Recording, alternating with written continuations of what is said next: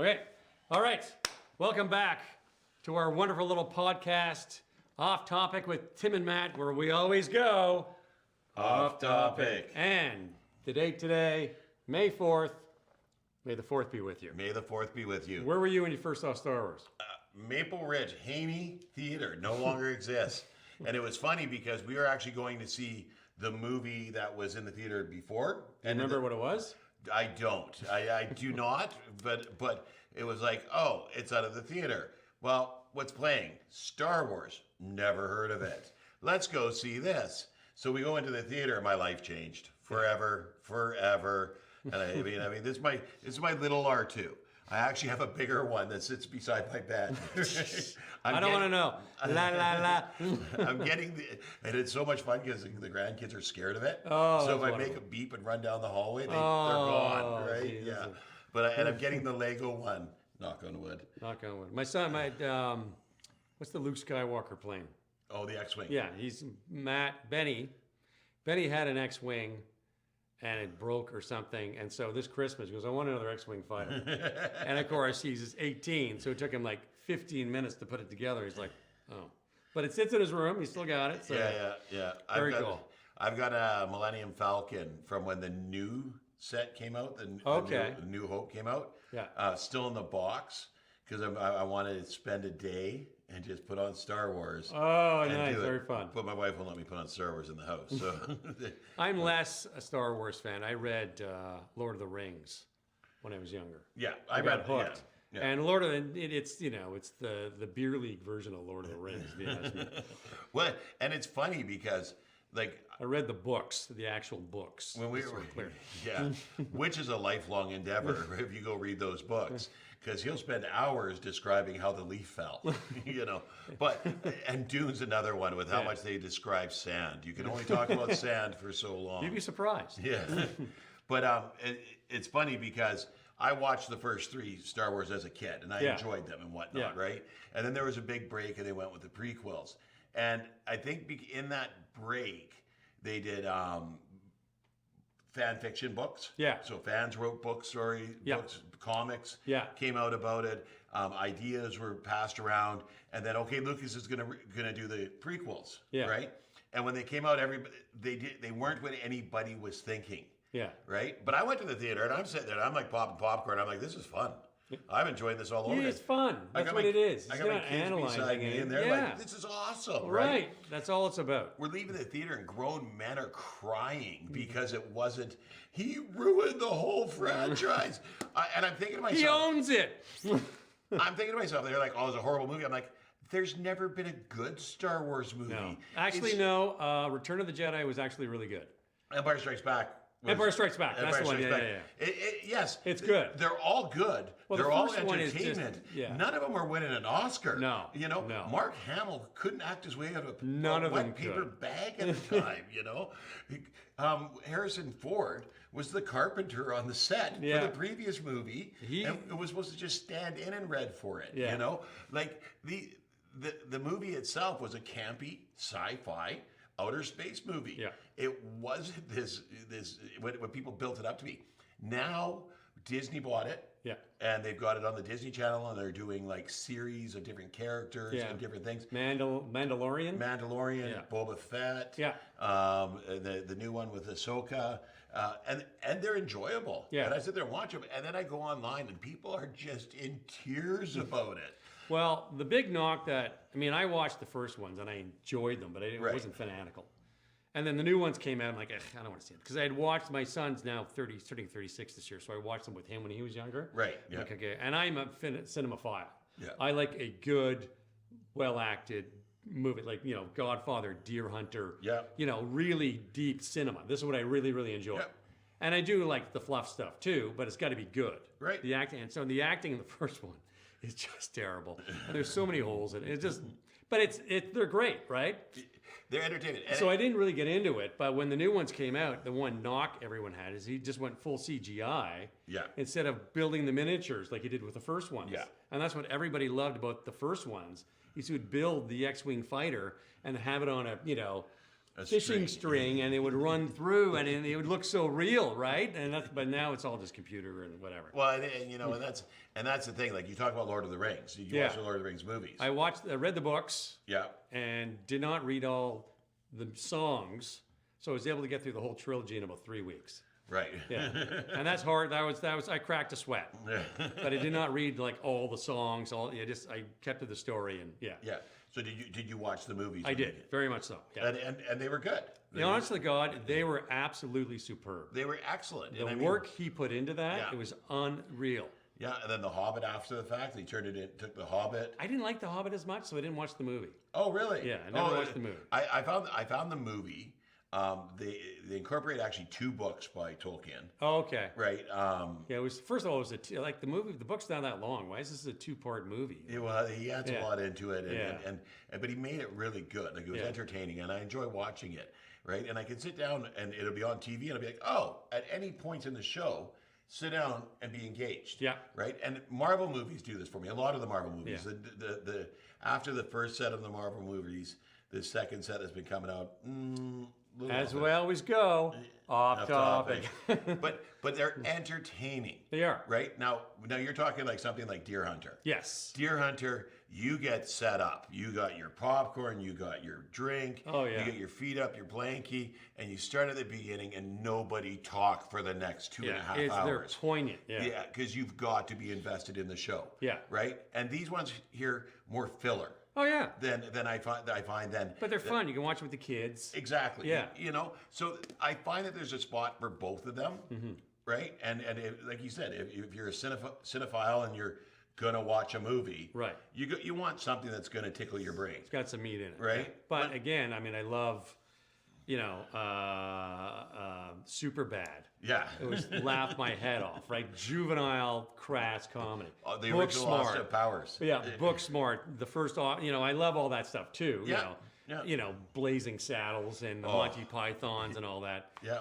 But I like when I want to watch a serious film, and people analyze Star Wars like it's a serious film, and it really isn't. I'm like, guys, it's filler. And I enjoy it. So we go down to Disney, and they've got now Galaxy's Edge, which is Star Wars land, right? Yeah. So me and the wife go down there, we're walking through it, and we're talking, and she's like, and this princess is here at this time, and this princess is here, and all of a sudden R2 goes by. Oh, right? And I was like, right? And like 10 minutes later, she catches up with me, and I'm chasing R2 around Disneyland. Right? Restraining order, honey, the restraining order. She's like, are you 5? Do I got one of those things on your wrist? Oh my God. Yeah. So you just become a kid again. And the bigger R2 that I was talking about, on my birthday, we were down there when we got married 2 years ago. Yeah. And that was my birthday present from where I had to go build the R2. So, and Disney, Disney does everything well. The detail is in Disney, right? So you're in what you feel like is a scrapper shop.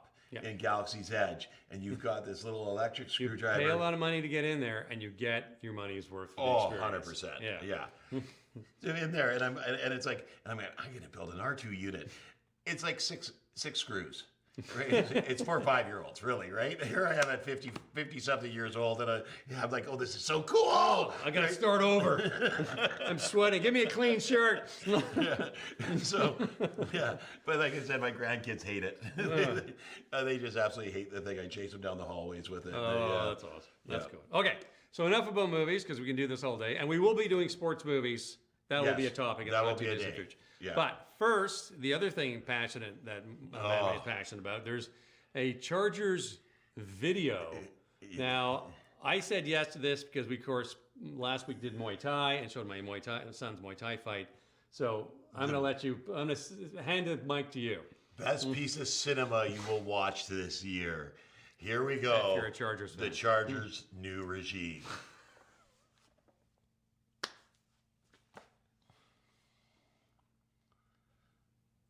There was an idea to bring together a group of remarkable people. To see if we could become something more. So when they needed us, we could fight the battles that they never could.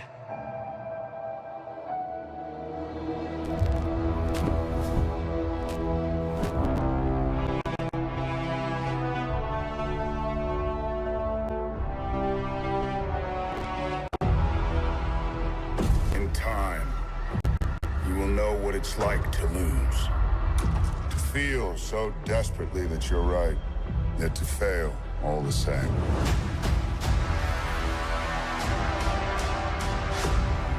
Dread it.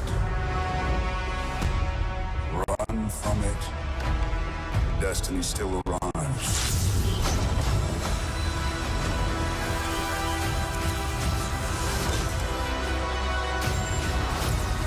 Evacuate the city. Engage all defenses. And get this man a shield.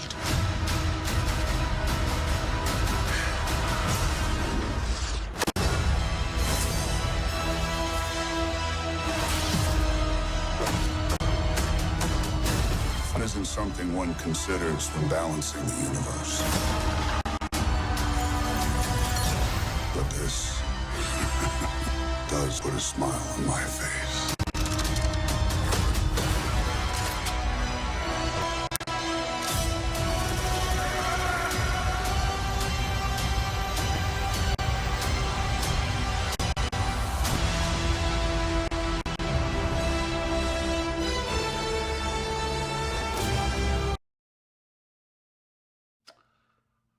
Goosebumps. I have goosebumps. My favorite I'm part. so excited. My favorite part is when they show the opposing team's fans, like say Kansas City Chiefs fans, all upset. That was taken during the regular season. In case you haven't figured that out yet. I mean, really. You know, and the best part is I was at work and I was clicking and this came up on my feed, right? And I You got a lot done that day. Yeah, so it was Friday afternoon, late afternoon. There you go. All right. And I sent it in the group chat as a joke. Can we open with this? And you're like, sure. I'm like, all right. Yeah. I would never say no to that. Yeah. It's too much fun, right? It is. It is. So, all right. And the voiceover that you hear there is actually Avengers Endgame. Oh, okay. So it's the Avengers talking and then Thanos talking. Okay, right? there Yeah. you go. So Perfect. So Wunderbar. Okay. The next big news in football we want to talk about, being from the Valley, of course. I don't want to say I called it, but I sort of wanted it to happen. Chase Claypool signing with the Buffalo Bills, and I am really excited about this. I think it's a really good signing. I'm a little upset because I would have loved to see him on the Chargers. We've talked about that. But it was like I said last week with the draft, is chips are going to fall after the draft. And there was 3 really prominent receivers with Chase, DJ Chark, and Tyler Boyd. And Chark signed with San Diego, or with Los Angeles Chargers. Right. It used to be San Diego. Boyd went to Tennessee, and Chase went to Buffalo. Yeah. And we've talked about how this is a great fit for him because he's got a quarterback that can throw, right? And he needs a big downfield receiver. And and this is what he's got here, right, with some speed. And the thing too is an engaged Chase is a weapon. Oh yeah. Right. I mean they like running the reverses, the sweeps, they get him in there, they get him engaged. He's going to put up 800 yards, 8 touchdowns. Yeah. So. Now let's be perfectly clear. He's got to build the respect on the Buffalo Bills to be that guy. Yes. And it's not getting handed to him. No. Right? His reputation's taken a bit of a beating. So he's got his work cut out for him. At the same time, Keon Coleman was the first pick Buffalo took in the draft, the second round. Yeah. He's a wide receiver, and he's already a fan favorite. Yes. They've got a YouTube series following him around. Does all these funny quotes. Everybody loves him. They talk about his numbers at, I think it was Florida where he played. Yeah. So Chase has got to go into Buffalo and really earn that respect. And he has to work as hard, if not harder, than he's ever worked in his life in training camp to let them know that, I'm going to be your number one guy in the offense. Well, and here you got a situation where you've got a rookie and a veteran, right? And I mean, Chase is on a 1-year deal. It's a show me deal, right? And that's what we talked about. That's what was expected, because he's going to go in there. Starts with 1, and he's gonna work with the rookie, right? And he's gonna work with the team, and you're gonna see these guys. I think this year as a 1-2, right, on the receiving core, and then going forward, if they like him, they sign him longer, and then these guys one of them will move to 1, one will move to 2, but the 1-2s on these teams are like this. There's very little difference in them and what they could do on the field.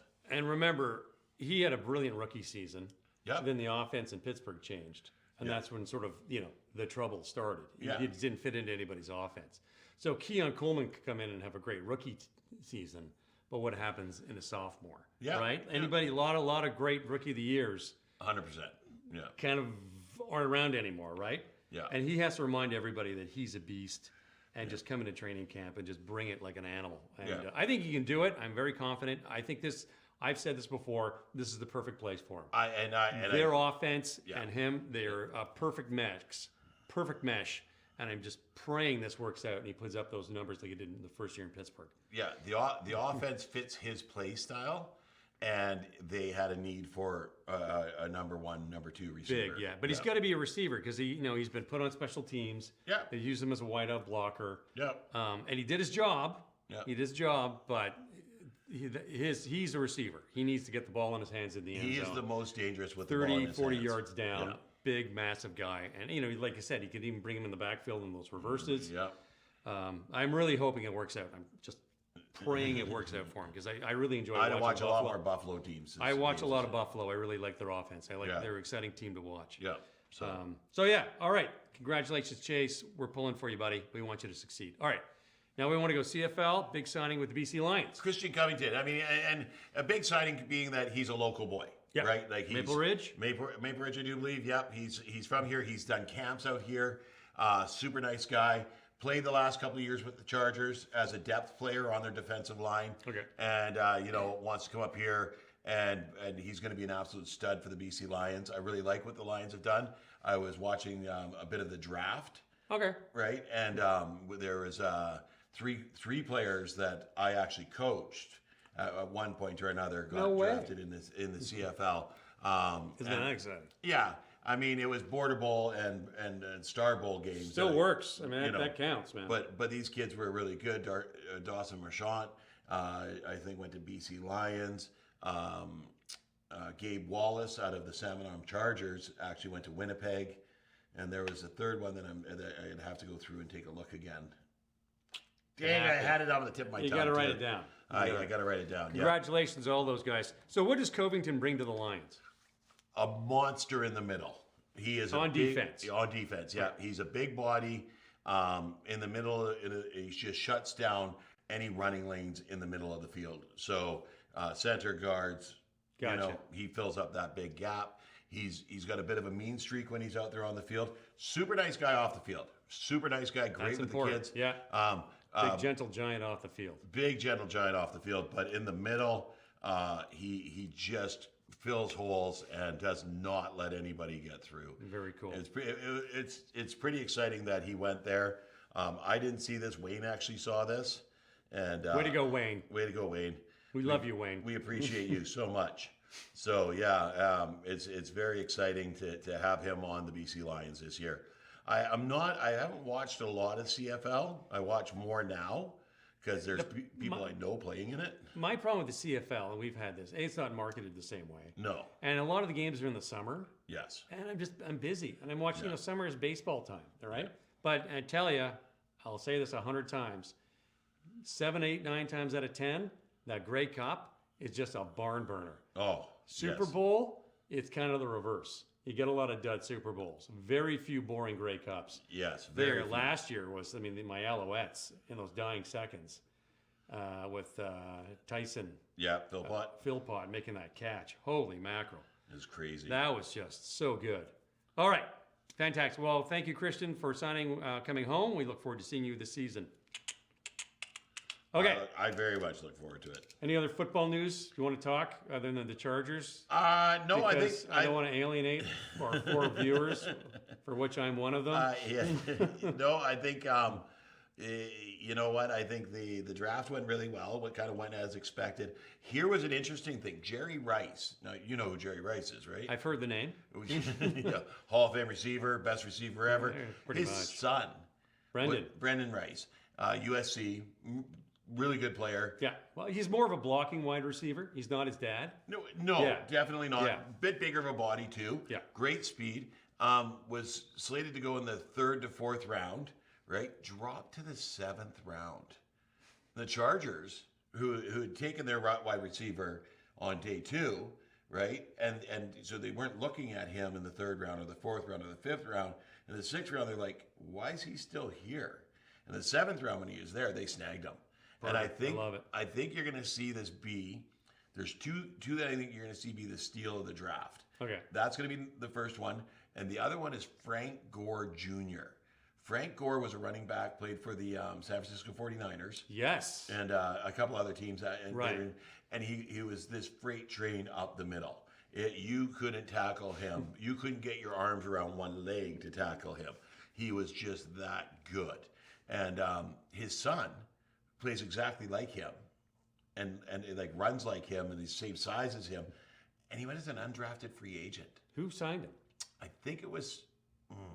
Now you got me questioning myself here. I think it was. Because I know Tua's from Miami.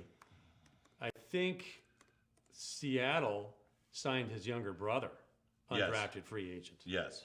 So he could. Well, that's an interesting thing to keep your eyes on. The Bills. Yes, that's right. He went to the Bills. That's right. He's a running back? Yeah, okay. As a running back. And the Bills have a very weak running back room. Right. So they got James Cook, who's good, but on the smaller size. Right? You know, running backs is interesting because people used to draft running backs because a lot of them won the Heisman. Yeah. Right in the 1st round. And they would go and they'd never work out. Because, I mean, it just comes down to your O-line. 100%. You know, if your O-line, your running back, I don't know, you care who it is, even Walter Payton, I mean, you need room to move, right? Yeah.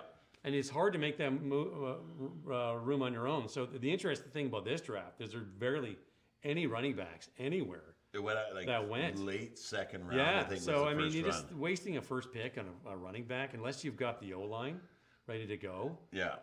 But then to leave him that far. So It was a deep draft. Yes. And It was a especially deep receivers. draft. The receivers and the quarterbacks and, then all the defensive players went in the bottom half of the first. So, it was a deep draft. So I'm not actually that surprised, but. So they did a draft. The Bills did draft another running back in the 4th round. Okay. Ray Davis. 5'10", 216. Yeah, he's going to be a little tanked up the middle as well. Nice. So yeah, I mean, I think, but those are my 2 dark horse picks. Okay. Frank Gore Jr., Brennan Rice. See, what Buffalo has to do is Buffalo has to be able to beat the Chiefs in the postseason. Yes. And the only way to beat the Chiefs is with the clock. In other words, you have to be up by a touchdown and not give them the ball with anything less than 30 seconds on the clock in the 4th quarter. Yeah. Because if anything over a minute, Patrick Mahomes will get that ball in the end zone and he will win the game. And I remember watching the Super Bowl with San Francisco. They scored the touchdown, the Niners, in the 4th, and their wide receiver, I can't remember, he catches it and he stands on the line of scrimmage. And it's like one Mississippi, and then he quickly stepped in the end zone. Yeah. And in retrospect, as crazy as it sounds, I mean, it's nuts. He almost should have taken a knee. Yeah. And then they should have taken the first 2 snaps and just let the play clock run down. Like, clock starts, wait, take a knee, and then burn a minute off the clock and then punch it in for the touchdown. Yeah.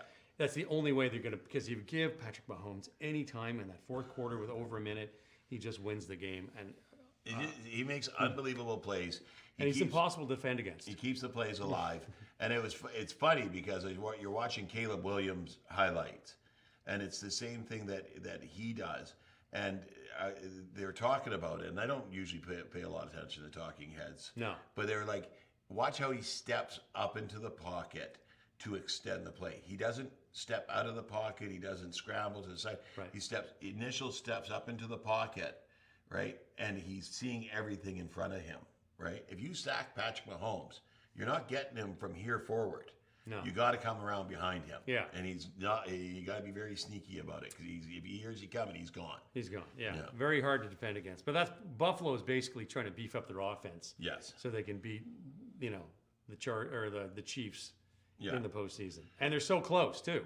It's going to be what you got to do. They're within 2 minutes of beating them. I don't know how many times. It's so hard to beat. Okay. Any other football news? Are we good? We're good. Let's go to NHL. Hockey. God love them, those Canucks. I'm officially on the Canucks bandwagon. I watched the 3rd period last night. $1:36 on the clock, and they go in, and it's 1-0, and then they hang in that dying seconds. All 6 players are all four players because they had a penalty in the Canucks net. Yeah. Keeping that. Look at that goal, though. That goal was just phenomenal. Besser has got to be one of my favorite Canucks. He is just so gritty, and he gets back on defense so well. Like, he is. He's going to be my favorite now, too. When I watch more games, I know who he is. Yeah. Oh, you got to watch him. But here he goes. He's off to the top side of the net. Just no look back to Sutter, and Sutter just puts it in there. And now this goaltender for Nashville was standing on his head. He was making stops. 1-0. Look at the shots, 28-25. He let one goal in. There was one goal the whole game. No reason that he was making the stops that he was. And that one goal, he missed it by that much. That's the way it works. It was crazy. And then, like you said, they go back to the other end. Nashville gets a penalty. Which is They're BS. pressing. And there's like all four Canucks and the goaltender in the net. They're blocking shots. And they didn't even clear the puck. When I first got the penalty, I'm like, you got to be kidding me you called that. Like, you got to be kidding me you called that. I don't know. I kind of agreed with that one because there's a spot above the pants, below the pads that's open, right? And where he got him, both hands, as he was bent over, was right in that spot. Yeah. You got to protect the players, too. But when it first happened, I said, you know what, this is actually an advantage because now they can ice the puck without having the face-off come back, right? Yeah. But it didn't work. Didn't matter. They won the series. And, of course, the big series now is with the Leafs Bruins. Oh. Give me a second here. And this is probably the most telling quote you'll ever hear about a Toronto Maple Leafs Boston Bruins series. Here we go. Brady Ternero, I don't know who this guy is, nailed it. Either the Bruins are going to blow a second straight 3-1 series lead, or the Leafs are going to lose a 6 straight game 7. Incredible cinema. It's the most overhyped series. Neither of these teams are going past the second round. Maybe if they get lucky, I don't know, but just... Well, and yeah, I mean, the Leafs, the delusional Leafs fans don't realize that there is a second round. Yeah. You know, they figure if they win this one, they've won the whole thing. And I think the Leafs are on that too because they you know... The Bruins, you mean? Well, no, the Leafs players. Oh yeah. The Bruins have always have a solid team. Right. They've done a good job of building. They managed to team. win it in 2011. Yeah. They had to go to Game 7, Route 1, overtime to beat my Canadians to get there. Yeah. Just saying. And then, but then they go, you know, like they're always in there. They always got their nose in there. They're a good team. Yeah. You got to give them that, right? And I'm a Habs fan, so I hate the Bruins. But those Montreal-Boston series over the decades, there's the highlights, the fights, the goals, the heartbreak. There's been so many of them, and they're so good. Yeah, they're so good. But yeah, point. And then you know, like, but they're villain teams. They're the villain teams in everybody's story. Like you're talking about them being the villain against your Canadians. Yeah, they're the villains against the Canucks back in 2011, right? You know, like they're the villain teams always, and so. You don't really care about either of them. No. But it's going to be one of the most watched games ever. Because you love to hate them both. Yeah. I'm not watching it myself. Game 7. Yeah. It's going to be some good hockey. It will be. It will be very, very exciting. I can't cheer for Toronto because it's Toronto. No. But I hate Boston. So I can't cheer for that one. And the lousy thing is, though, is that round 2 is going to be Edmonton Canucks. Yes. And they're going to cancel each other out. So it'd be kind of cool if the Canucks and the Oilers could meet in the conference final. Instead, and then guarantee, but that I'm going to look forward to. That series I will watch. So that'll be really exciting. Talk about the Oilers being there. And so I have to lament the fact that my Kings didn't make it. No. But that Oilers power play is just deadly. Yeah. Just deadly. Connor McDavid, Draisaitl, Hyman, Bouchard, and the puck just keeps moving. And I don't watch a lot of the Oilers. No. So, but you hear about Connor McDavid and how he's so awesome. He's so great. Cross-generational. Yeah, and you're watching him, and he doesn't stop moving. And it reminds me of Gretzky. Very much so. How Gretzky was always moving on the ice. He doesn't set up in a point and wait for a puck or wait for a pass. He's always moving, and he's always talking. Right, left, right, over there, back here, back here. And he's dictating the play of the game to the rest of the team, and the rest of the team's following like they did Gretzky. Yeah. Because they know that he's either going to put the puck in the net or put them in a position to put the puck in the net, and it's working. Like on that. He makes it look easy. And the other player in pro sports this day and age that reminds me of a Gretzky and a Connor McDavid in that they looks like they're not even cracking a sweat. It's Caitlin Clark. Yes. Who put up how many points in an exhibition? 21 points preseason game. First preseason game. First professional WNBA with gold. game. Wearing gold. She had a chain on. I love it. I watched Caitlin Clark in that Final Four women's NCAA, and she barely looked like she was cracking a sweat. Yeah. And racked up like 9 3-pointers a game. Unbelievable. And one of the things that they did say when I was reading that this morning was that she did look a little gassed at the end. The defense of the professional league is a lot more than There's a lot of depth in women's basketball. Yeah. Just that there aren't very many teams, and there's a lot of really good players. Yeah. So there's a very slim parity between the first team, the best team, and the worst team. Yeah. Like it's NCAA. You're going to get some teams that just aren't very good. Smaller schools you're going to play against, and it's just a cakewalk. Yeah. You don't get that in WNBA. Well, in WNBA too. Here you got they ended up losing. I think the final score and it's a was preseason game too. So 79. it's not 79-76. But and it was Indianapolis against Dallas, and Dallas rookie Jaylen Brown tied for 21 points too. They for game high 21 points. So I mean, like they really went out there. Go up again. Yeah. Hold it. Oh, 6. Oh, I thought it said she was 6'5". Oh, 6 for 15 shooting. Okay, no problem. 6 for 15 shooting, 5 for 13 from the three. She's going to be out there playing her butt off. And there's so many good players coming in WNBA this season, Yeah. and then next season there's a brilliant crop. Paige Beckers, all those just unbelievable. Okay, so sticking with hockey because we go off topic. May 7th we got the NHL Draft lottery coming up. Yes. Not a lot of drama coming up with this. There's the kid out of NCAA. What's his name? Sella. Do you know what his name is? I'm a Habs fan. Yeah. So 5th, 6th pick, Montreal should take Caden Lindstrom, 6'4" forward.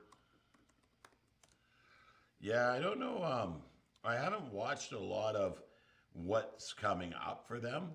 But the last year was the Connor Bedard show. This year, Boston University, Macklin Celebrini. There he is. Yeah. Macklin Celebrini. Right. And so North American skaters are always going to go to start off with. The international skaters, don't get as much attention until later on. No. But there's just no one overall ringing out that they should be number one pick. Yeah. Now I'm a Habs fan. Yeah. Montreal should go 5th or 6th in the draft order. Do we have the draft order? They don't have it yet. It's coming up on the 7th. All right. But they're predicting with the odds. Yeah. That's where Montreal should end Wayne up. had here with the odds of what they should pick. So these are their opportunities here. You'd think San Jose would get it, but Montreal last year had lesser odds of getting it and got the first overall pick last year, didn't they? No. They went to Chicago.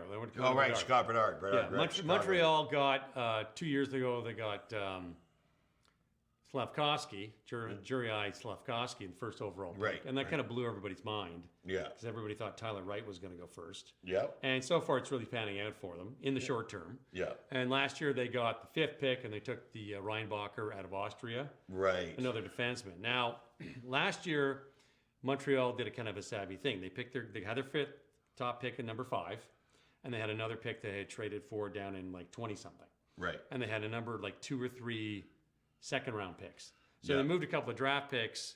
The first one, the second first rounder, and one or two of the second rounders, and they got this young center from Colorado, whose name just disappeared out of my name. Anyway, disappeared out of my name. Doesn't matter. So basically, Montreal, what they do is they get their first pick, they take it, trade around with their second pick, get a player they need. They got Kirby Dach a couple of years ago. Yeah. And then what they did was they went almost all in on goalies with the rest of their picks. Oh, okay. Okay, because they needed a goaltender. Yep. Now they have Caden Primo, and they have Sean Montembeault. Both are good. Caden Primo is going to be their number one goalie. Right. So you talk Chargers, I'm going to talk Montreal. Go right ahead. So they, last year they got their Ryan Bacher. They moved for the young kid. I can't remember what his name is. He really worked out this season as a center. And then they went pretty much all in on goalies. So this year, the school of thought is, and this is just blog posts people using, they should literally just go all in on natural goal scoring forwards. Yeah. Don't pick anybody else. Their first pick, they don't need any more defensemen. Yeah. They don't need any more goalies. And their biggest knock for the past 30 years, they just don't score enough goals. So take your first pick, get your forward. If you can get Cade Lindstrom, he's like 6'4", power forward. 6'3". Power forward. Yeah. Take whatever forward you can get at 5th or 6th, and then just go. Don't worry about the two-way game.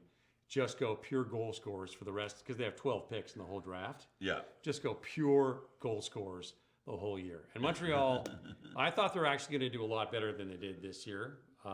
They actually had a bit of a disappointing season. Yeah. But they had several problems. Starting in goaltending, they had too many goaltenders. They had 3. Right. So they had Jake Allen, who they eventually traded off to New Jersey for not very much, and then Sam Montembeault and Caden Primo. Right. So they went with, now they're down to 2. So these guys are a 1-2 tandem. Caden Primo probably is going to be the starting goalie. Right. It's Keith Primo's son. Remember Keith Primo? Right. Yeah. Philly in Detroit? Yeah. Right. Their next problem was their defense is really porous. They give up way too many shots. And the problem is their defense is just really young. They have Dennis Savard and Mike Matheson, they're their veterans, and everybody else is first, second, maybe third year. And if you talk to anybody in hockey, they will tell you defensemen take the longest time to develop. Because you need to read the other team's offense and be able to set up on the fly 100% to break it. So that's going to take time. And then the last problem, I'm drying out here. Pardon me. Thank you very much. The last problem is they just don't score enough goals. Yeah. Cole Caulfield is a real water bug, and he's great. And then Nick Suzuki is their top center. He got 70 points, I think 30 goals. And then Yaroslav Slavkovsky got 20 goals and 50 points this year. But that's one line. Yeah.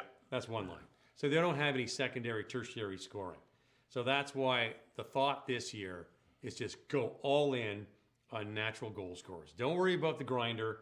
Don't worry about, the two-way guy. Don't worry about, on the back check on your own end. Just find guys that just score goals. And anybody, don't care where they're from, go get them. And if, 12 guys, if 2 pan out and become 30 goal scorers on your second and third line, you've had a pretty good draft. Yep. Right? So that's my rant. But there's not a lot of drama this year. And honestly, I think the draft lottery is kind of dumb. They don't really need to have it anymore. If you have a crappy season, get the first pick. Yeah. It's like the way they do with the playoffs this year with just go 1 to 8. Let's go 1 to 8. I don't disagree with that. And I think the problem was that it was a lot more obvious in hockey when you were tanking for a player, right? So tank. One player does not make a difference. Look at Edmonton. They had the first pick 5 years in a row, and they're just starting to pan out now. Well, and the problem there isn't that they're tanking to get that pick. In their tank, they're giving a team a win that's knocking another team down. It's life. It's life. You're rigging the game. My favorite tank story was Pittsburgh. They wanted to get Mario Lemieux. They took one of their scouts, made him the head coach, and they got their backup goalie out of the AHL and made him their starting goalie almost every single game. And they did everything they could to lose just so they get Mario Lemieux. And then give it to Pittsburgh. They had a really good front office, and then they built a team around Mario. Yeah. And then they got Jaromir Jagr because Jagr wanted to play with Mario Lemieux. So he told every single team other than Pittsburgh that he wasn't going to be in the draft. Yeah. That he was going to stay in Europe and don't draft me because I'm not playing. And the only team he told was Pittsburgh. So on the draft day, there he is, comes out of the closet like, ta-da, I'm here. I'm going to Pittsburgh. Nah. And then the rest is history. And it's too bad Jagr didn't stick around and play for Pittsburgh and take over the heir apparent when Mario stepped down because he went to Capitals and he played for a few teams. But Yeah. Yeah. And he's still playing. owns the team and still plays. He's got gray in his beard. He's got gray hair. His girlfriend's like 21. I'll tell you, this is a terrible story. This isn't funny. He gets it on with his teammate's 18-year-old girlfriend. Oh. Okay? She's a model, and she does a selfie with the two of them in bed together. He's passed out, and she's doing the kissy face, and she tries to blackmail him for 50 grand. Oh. I'm going to release this photo if you don't give me 50 grand. He looked her in the eye and goes, I don't care, release it. Yeah. I'm not giving you any money. Screw you. And he walks away. And she releases it. And he's like, she tried to blackmail me. She's not getting any money out of me. Meanwhile, he's screwing his teammate's girlfriend. How old are you? Why would you do this, even if you're like 18? It's your teammate's girl. Like, and who is this woman? Like, God, gross. Yeah. That's hockey for you. Oh, my God. I mean, yeah. Here's a guy who was never told, or was always told, his shit don't stink, right? So, yeah. Well, yeah. You could do anything you want, Yaramir. Oh, he did. Grow up. Yeah. Oh, my God. So anyway, yeah, that's my feeling. I don't like the draft lottery. It creates more buzz when you have the lottery, the picks with the little, the ping pong balls out of like the bingo night. Yeah. And then they had the lottery, and that's it. But you have a crappy season, just give the damn pick. And, yeah, 100%. Yeah. So we're gonna switch over to baseball now. We got a pretty cool story with baseball, but we do got to do our one segment of how bad do the Jays suck? The Jays suck. They're absolutely terrible. Fridays, here's my favorite thing. Toronto thinks this is a good idea.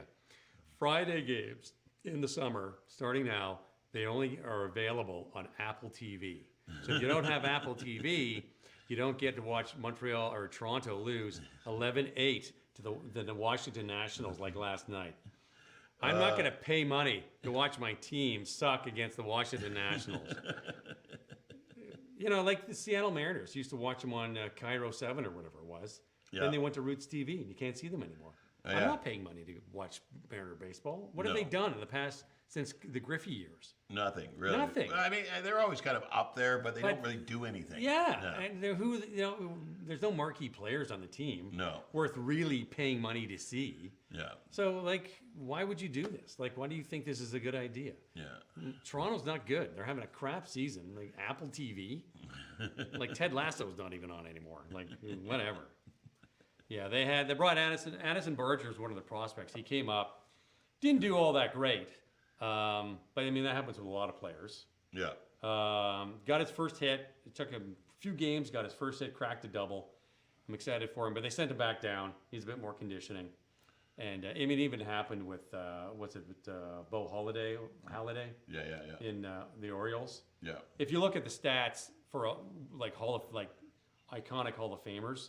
Their first stint in the bigs, maybe one hit in 15 games, is very, very typical. And then they go back down. Roy Halladay pitched a one-hitter. They sent him back down, came back. He was the most dominant pitcher for an era, right? But you want him to get a taste of the speed of the major league game. The off-speed pitches, the curveballs. But baseball's a repetition sport. Yeah. Swinging the bat, throwing the ball, it's a repetition sport. So you also, you want to get them a taste of it, of what it's like, but then you want them to go get those repetitions and be doing it regularly. Okay, come back and try again. Yeah, here's where you are. Here's the league. Yeah. Take a look. Don't get discouraged. We're going to send you back down, and you're going to bring it back up. We'll bring it back up. So. Yeah. Our guy Yariel Rodriguez got hurt. He's on the DL. Yeah, I heard that. I like So Alek Manoah might be coming back. Yeah. Alek Manoah was a Cy Young candidate 2 seasons ago, and last year I think he was young. And he's the kind of player that he dominated in college, did really well in the minors, and then came up and had a lot of success early in the major leagues. Yeah. And then hurt a shoulder, didn't really tell anybody, and tried to work through it. And had a bit of an attitude adjustment because he didn't realize that he was invincible. Yeah. It's a growth thing. So he's been in the minors and rehab stints. He did okay, got rocked, and then his last one, he pitched a gem. He went 8 innings, 0 earned run, 2 hits, 17 strikeouts.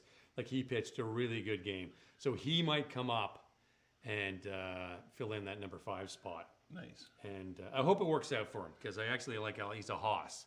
He's the kind of guy that just, if he gets the brain in the right spot and gets that shoulder fixed, he can really be, up there in the teens in terms of wins and big games. But yeah, Toronto, they need to change. Last Sunday, I'm sitting there, I was on the couch, and I was flicking through channels, and I'm like, oh, the Jays game and the Dodgers is at 10:30 in the morning. Oh, right, yeah. Right? If you're a web designer, here are 4 Wix Studio features you gotta know. Gotham got his first win. Snatch and smash. It's the viral trend that's breaking all the rules, and maybe your phone. This clip, with over 6 million views on... His velocity was off, and something was off, and then he found his mojo, and that was his second big win for... Oh, no, he's only 1-3. Okay, so he won his first game. Okay. Yeah, he's won his first game. Okay, fair enough. They may have won the game. Yeah, he got the no decision. Yeah. Yeah. So I sat down and I'm watching this game, and he's just pitching phenomenally. When he's on, man. The defense played great. Who's your guy in center field there that you like, that hits well, that you're always... Doesn't hit well. Don't Varsho. Varsho, yeah. Yeah. Phenomenal catches. He has all the elements in terms of center field. He's got unbelievable speed, great instincts, and he can uncork the ball out of center field at 90 miles an hour. Yeah. His hitting is mediocre at best. It's better this year, but it's still not great. But in terms of fielding, and the problem with the Jays is they went all in on defense. Yes. They didn't get a lot of offense, and it just... You're not going to win 1-0. You're just not. Springer, okay, so they got, I think it was up into the 8th inning, and the Dodgers, and they were up 3-1. And they're pressing. Yeah. And Dodgers are pressing. They get the bases loaded, 1 out, right? And you're like, okay, well, here's where the Jays blow it, right? and Springer made this flaying out catch, just straight out backhand, and it was just phenomenal. To save and the runners can't tag, because they think the ball's a hit, so they've already left. So as soon as he catches the ball, they got to scramble back and get back to the base. Yeah. Yeah. So it was actually a 3-1 final, and the Jays won over the Dodgers, which I didn't like that part of it, but it was an entertaining game. It was a very good beginning to end. Yeah. So speaking of the Dodgers go to Arizona this week. This is an awesome story. This is a hilarious story. I just love it. The Dodgers go to Arizona this week. And the game's about to start, and they have to stop it because there's a bee swarm above home plate. And they're honeybees. They're honeybees. They're honeybees. Yeah. So I'm talking to a friend of mine who's a beekeeper. I told her this story. She looked it up, and she goes, yeah, the queen would have gone there. Yeah. The queen had to make a new nest, so she went there. So they've all come to build this nest there. And they decide to do it about an hour before game time. Maybe they're Dodger fans. They came to see the game. Arizona's nice this time of year. And it's close, too. You can get to Arizona real cheap from L.A. Exactly. Yeah. Exactly. So they had to delay the game because if they went up around home plate, the bees were all around. They're swarming, right? They're swarming. So they call in this beekeeper, and you're saying he had to leave his son's Little League game. He's a pest control guy, but he specializes in bees. And he's at his kid's t-ball game. He's a father of 4. And all of a sudden his phone rings, like, yeah, you got to come to, where the Diamondbacks play? What's the name of the stadium? Whatever. They got to go to Diamondback Stadium. We got a bee problem. Yeah. So United States of America can make a celebrity out of anybody. And this is what I love about the States. They're just great. So they bring him in on the golf cart, and he's got his hat on, the pith helmet with the netting over his face. Yeah. And they're wheeling him out, and all the fans are cheering him. And he gets his little, what you do is you... It's usually smoke, and it creates the environment of a forest fire. Yes. So they can become dormant. So they sort of hunker down. Yes. Right. That's the way it works. And so he goes up. He's got his little canister of smoke or whatever it is, and he sprays them and kind of subdues them. And they literally take like a shop vac and just suck suck them all in. Yeah. And if you ever watch a bee video, if you want to move a hive, you have to get the queen, put the queen in your little box. Yeah. And then you stand back, and they all just literally will march. Like, you want to move from one hive to another, they will march. Oh, here he is. He's got a shirt on. He's a pest control guy. Little canister there. This is awesome. And he moves. There he is, and everyone's cheering him on.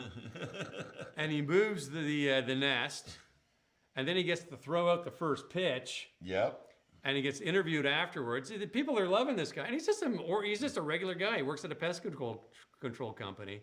And then the best part this week, what happened, Matt Macri? The next day, Topps Baseball Cards made a beekeeper baseball card, and And they turn him into a celebrity. It's just awesome.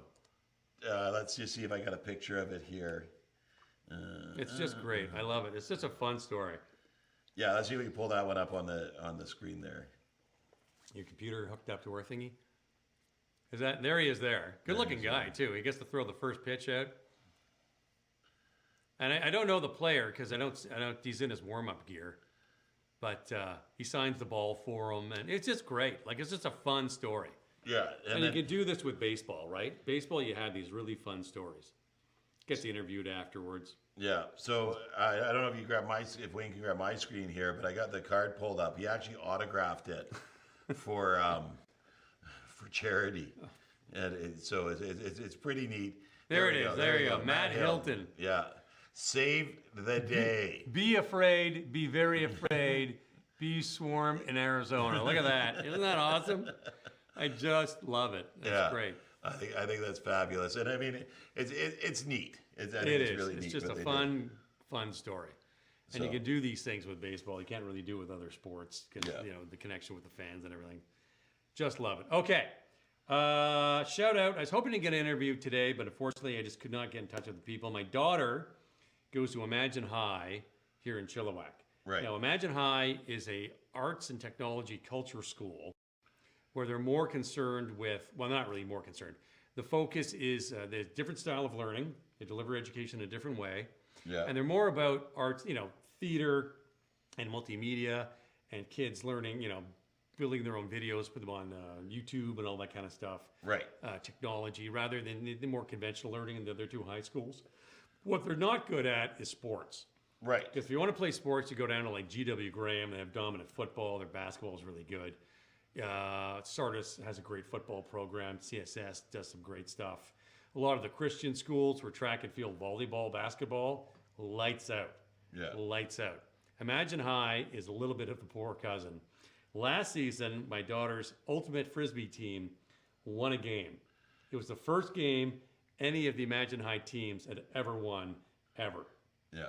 She was on the volleyball team, and I watched them on the volleyball team. And God love them, these girls are coming out and playing, but some of those athletes on my daughter's team didn't really have a right to put on gym shorts, let alone big. Like they're just not good. But this year they went to Langley for a tournament and went 3 out of 4 wins. Nice. And my daughter got a goal. My daughter's on the autism spectrum. She's not an athlete, incredible young woman. I love my daughter. She's brilliant, but she's not an athlete. Goes out for ultimate anyway, gets on the team. So I was hoping to get their coach, Mr. Savage, on, but I just couldn't get in touch with them. Gotcha. And they're going to provincials in Kelowna or Kamloops coming up in a couple of weeks. So we want to get them on and talk about ultimate. Yeah. It's a really fun sport. It's Frisbee with flag football. Yes. Basically the way it is. Yeah. And you throw the Frisbee, you catch it, you can't move, and then you stop and you move it up, and then you intercept, you stop, you have to touch the Frisbee on the ground, and they use end zones. And it's a lot of fun. I played it. So a big shout out to Imagine High. Oh, they're let's distract people with toys. There we go. We're grown-ups. And also, if you're in Maple Ridge and you want to go to Hopcott Meats, it is the first annual butcher competition for BC. Yeah. And they're gonna crown the top butcher in BC today. And I didn't realize it was today. I'm too busy. I can't make it. But hopefully this time next year, maybe we can go live. Yeah, that'd be cool. That'd be very cool, right? I love competitions like that. And you get this is real hardcore butchering stuff. And you know what? My son's training to be a butcher. I don't think he's ready to go in a competition anytime soon. But it's a great trade, and it's making a real comeback. Yeah. He's got a lot to say too, Tim. You go Really? Go off topic. Really? Okay. There's a place in town. We don't do beef. We do pork at Johnson's where I work. Oh yeah. But you can get Wagyu beef in BC, in a few places in BC. Yeah. And this is the place where they massage the cows. Oh, the Kobe farms. Yeah. The stuff out of New Zealand, a steak will run you anywhere from $100 to $120 per steak. Wow. The stuff from Japan is over $200 per steak. If you've ever seen a picture of this stuff, it looks like it's white.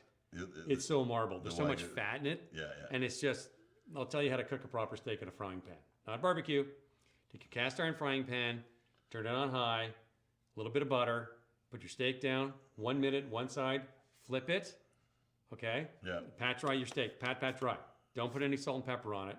Pat dry. 1 minute, one side, and flip it every 30 seconds. By the fourth flip, you're adding more salt and pepper, throwing a clove of garlic, a tub of butter, or a dollop of butter with a sprig of rosemary, and you get a nice crust.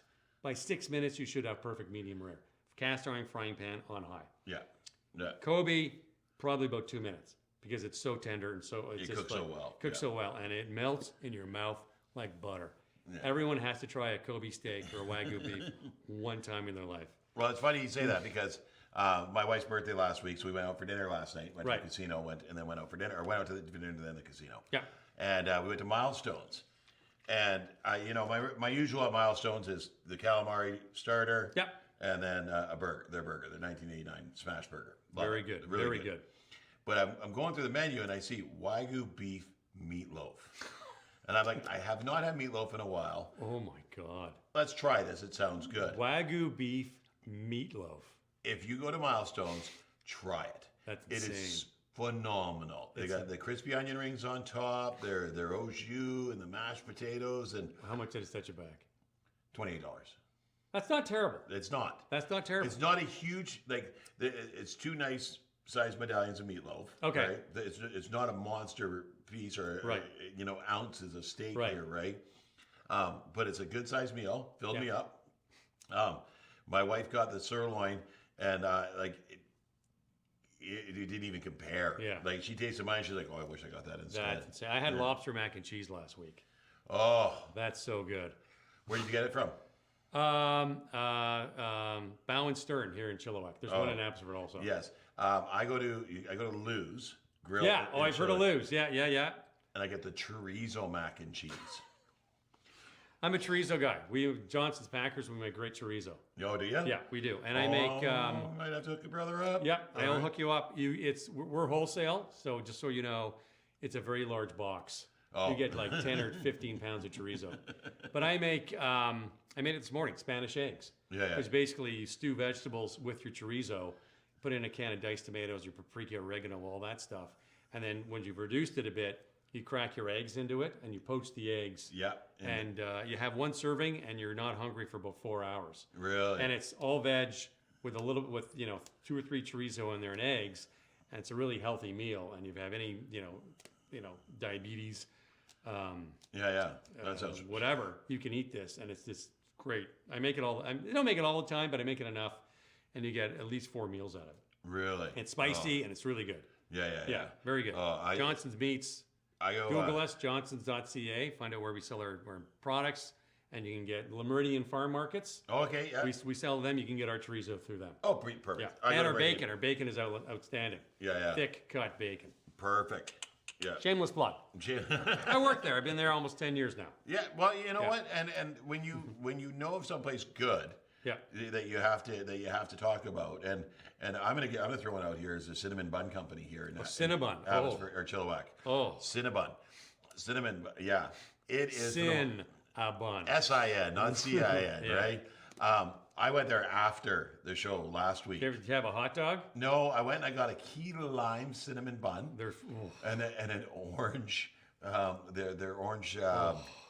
Julia's cinnamon bun. Yeah, it's unbelievable. The creamsicle. Creamsicle. I could have died. But they have their smoke shop, their barbecue smoke shop. Yeah, they're trying to open it. Yeah. Yeah, they're running it out of the cinnamon. It's next door, and that'll come through eventually.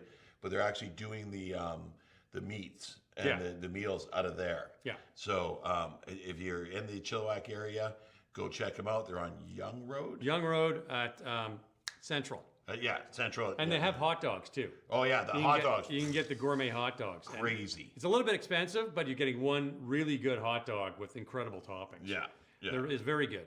Keb's is my favorite hot dog place. It's a little on Chilliwack Lake Road, right next to the On the Way corner store. But Cinnabon, I need a fix. I don't want to go close. That's where I go. Nice. Yeah, but you just get a hot dog. Yeah, and we're going to do a road trip this summer to Kev's, right? We'll take you to Kev's. Yeah, we're going to go to Kev's this Kev's is great. It's just a shack. These 2 older guys that do it, and all the fishermen.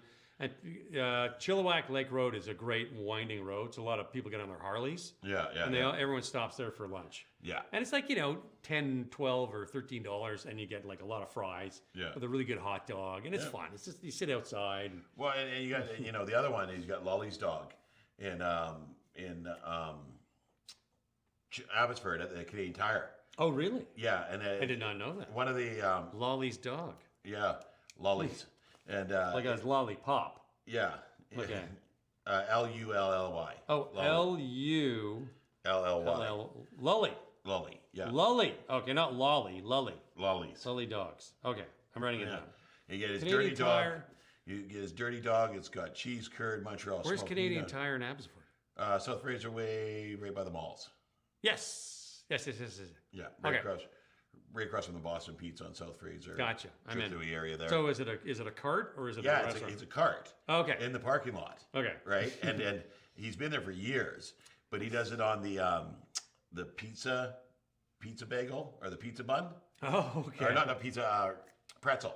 Oh, bun, okay. Pretzel bun, foot long, right? And then his dirty dog has all kinds of stuff on it, but it goes with Montreal smoked meat and cheese curds, right? And oh my God, people, it's to die for. And I don't know I can't remember the lady's name. My wife made a big deal of it because she's from like the Angry Housewives or whatever. Oh, Real Housewives of Abbotsford or Vancouver, Beverly Hills or something like that. Yeah, okay. Like she's in town. She's a famous actress. Okay. Name escapes me. She went there. She had one. She put it on TikTok. No. Now people are coming from Vancouver and Isn't that different amazing? places to come check it out. That's awesome. And I love it. We've known about it for years. Like we're in Canadian Tire and we come walking out. That smell hits you. You're like, yeah, I want one. Honest to God, I will not lie. A good hot dog and fries is my favorite meal.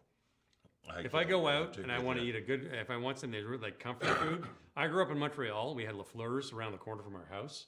So going for the hot dog and the fries and like that, if you go to Montreal, you're going to Lafleur's. I grew up a hot dog aficionado. And it's a steamed dog, water dog.